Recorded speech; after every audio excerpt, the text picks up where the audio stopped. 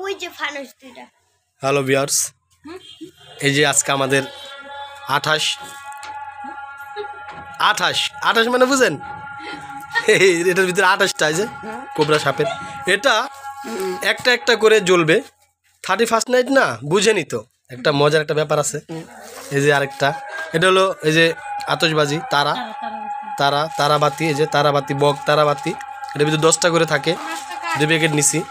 হ্যাঁ, আর এই যে এটা হলো আতশবাজি, এটার ভিতরে 5 বক্স থাকে, 5টা লেখাই আছে 5, এই যে 5 পিস। এটা খুলে একটু দেখা যাক।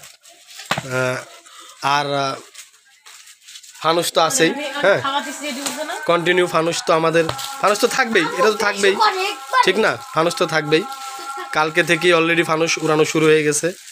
আমরা অবশ্য আরও 3-4 দিন আগেই একটা উড়াইছি, আরও আজকে তো রাত 12টার পরে দেখবেনই আপনারা কি জমক, ঠিক আছে? ঢাকা শহরের ঐতিহ্যবাহী সেই ফানুস উড়ানো, যার নাম হলো ফানুস।